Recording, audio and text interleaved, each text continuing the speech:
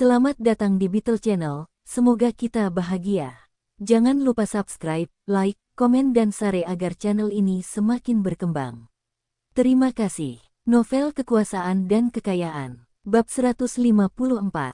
Yan Lei berjalan mendekat dan berkata tanpa emosi. Xiao Dong, nanti ada rapat di cabang.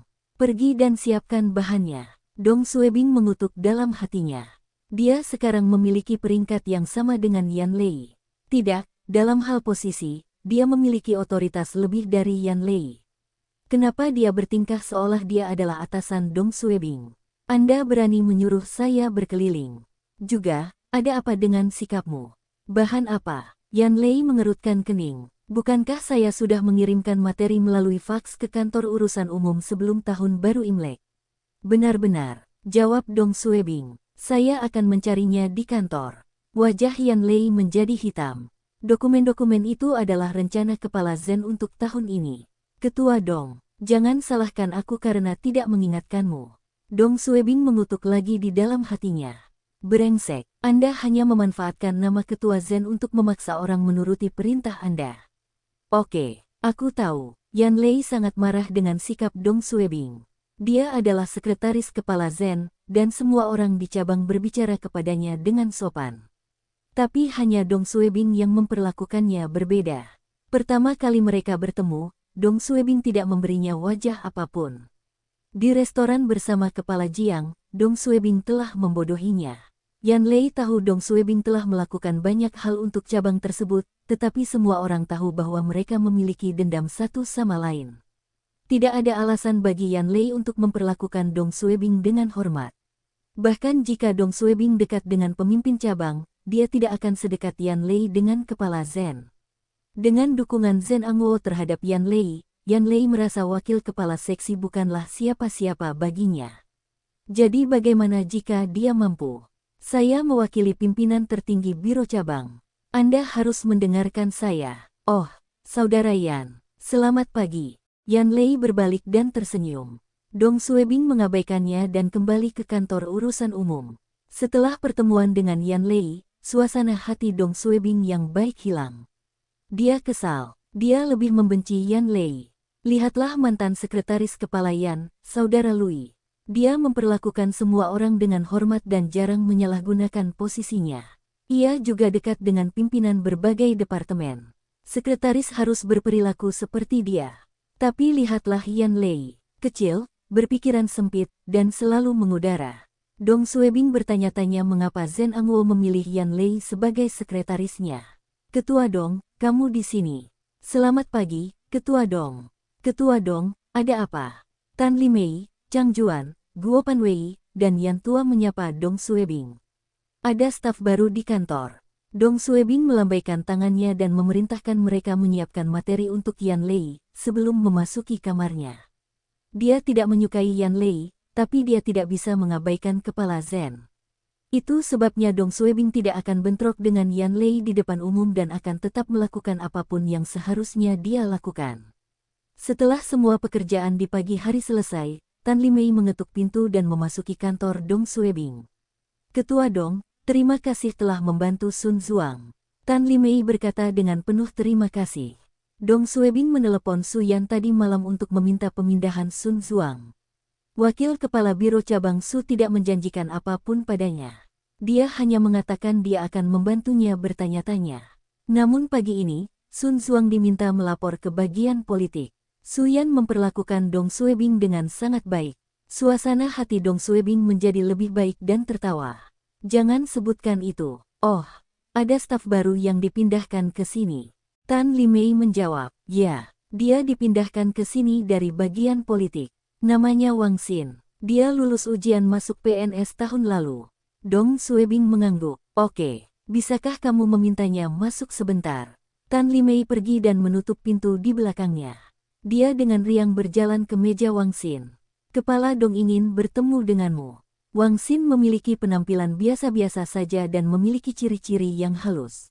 Ketika dia mendengar bahwa Kepala Dong ingin bertemu dengannya, dia panik.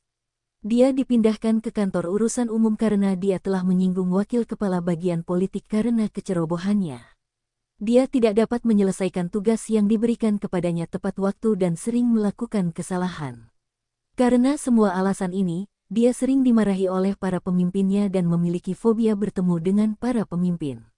Dia telah mendengar banyak tentang kepala Xiao Dong dan panik. Kak Tan, tahukah kamu kenapa Ketua Dong ingin bertemu denganku? Saya tidak yakin. Apakah saya melakukan sesuatu yang salah? Apakah Kepala Dong akan menegurku? Tan Limei tertawa. Tidak, Kepala Dong memperlakukan kami dengan sangat baik. Saya belum pernah melihatnya marah dan memarahi siapapun di antara kami. Hehe, beruntung sekali kamu dipindahkan ke sini. Walaupun pekerjaan di sini sibuk, namun lingkungan kerja di sini bagus. Tidak ada pemimpin lain di cabang yang memperlakukan kami lebih baik daripada Kepala Dong. Chang Juan, yang berada di samping Wang Xin, tertawa. Xiao Tan benar. Xiao Wang, sebaiknya kamu masuk sekarang. Jangan biarkan Ketua Dong menunggu. Oh baiklah. Wang Xin dengan cepat berjalan ke kantor Dong Suebing dan mengetuk pintu. Dong Suebing, masuk. Wang Xin bertanya dengan lembut. Ketua Dong, Anda ingin bertemu dengan saya? Dong Suebing tertawa dan mengangguk. Dia menunjuk ke sofa. Duduklah dulu. Wang Xin tidak berani duduk, tapi Dong Suebing mengulanginya, dan dia duduk dengan hati-hati. Dia gugup karena takut dimarahi lagi. Dong Suebing dengan tenang bertanya. Kamu adalah Xiao Wang. Hehe, jangan terlalu takut. Siapa yang membimbingmu pagi ini? Wang Xin menjawab dengan lembut.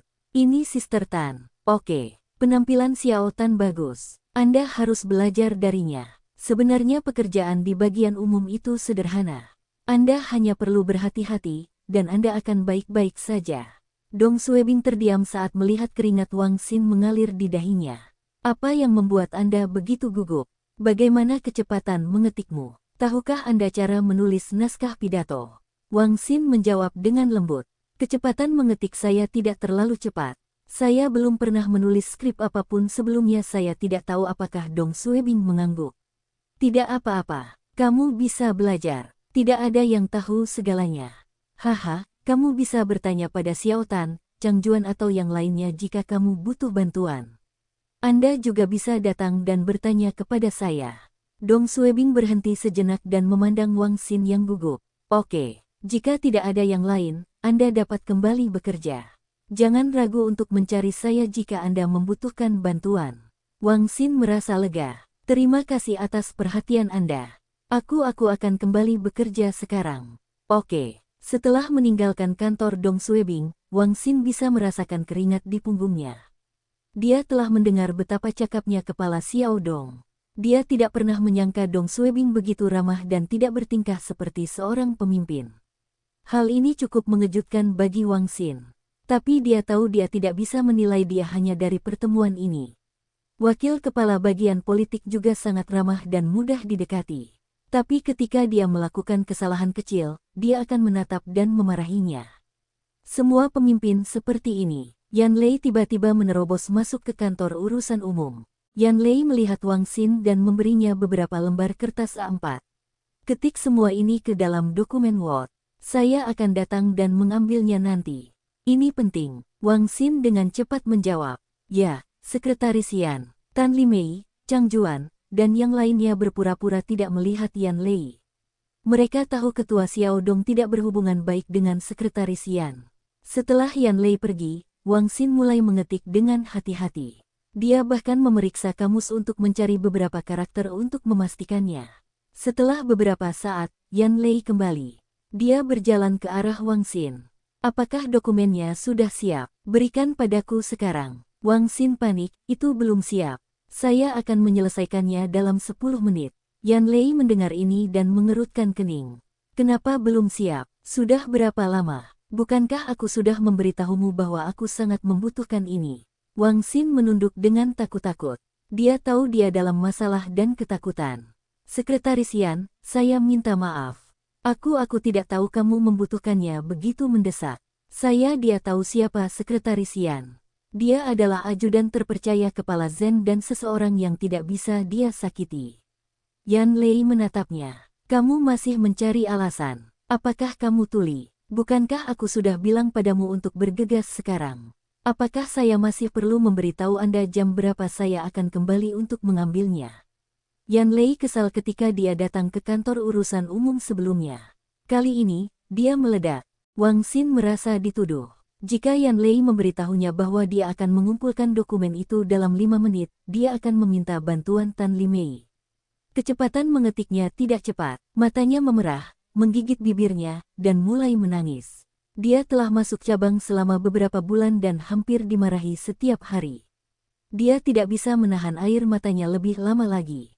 Tan Limei terkejut dan segera pergi. Sekretaris Yan, saya akan membantu Anda mengetik dokumennya sekarang. Yan Lei memandang Wang Xin dan memarahi. Kamu bahkan tidak dapat menyelesaikan tugas sederhana. Menangis. Apakah ini efisiensi kantor urusan umum? Wang Xin menutup mulutnya dan menangis lebih keras. Dong Suebing mendengar keributan di luar dan mengetahui apa yang sedang terjadi. Dia sangat marah. Yan Lei berani berteriak di wilayahnya. Dia sama sekali tidak menghormati Dong Suebing. Apa yang dia coba lakukan? Menamparkan wajahku. Memarahi saya secara tidak langsung. Dong Suebing membuka pintu dan bergegas keluar. Kenapa kamu berteriak di sini? Ada apa dengan kantor urusan umum? Ah, apa yang salah dengan efisiensi kita? Itu menegangkan. Tan Limei, Chang Juan, dan yang lainnya menahan napas. Yan Lei memandang Dong Suebing dengan dingin. Bagaimana menurutmu? Dokumen yang saya inginkan masih setengah jadi setelah 5 menit. Apakah Anda akan bertanggung jawab jika Kepala Zen bertanya? Persetan denganmu. Selain memanfaatkan nama Ketua Zen, apalagi yang Anda ketahui? Dong Suebing kesal. Yan Lei datang ke kantornya untuk membuat masalah, dan ini menamparkan wajah Dong Suebing dan menantang otoritasnya. Dong Suebing tidak akan mentolerir ini. Bagus. Sejak kamu memulai ini, aku tidak akan melihatmu apapun. Bersambung. Terima kasih telah menyaksikan dan mendukung channel ini.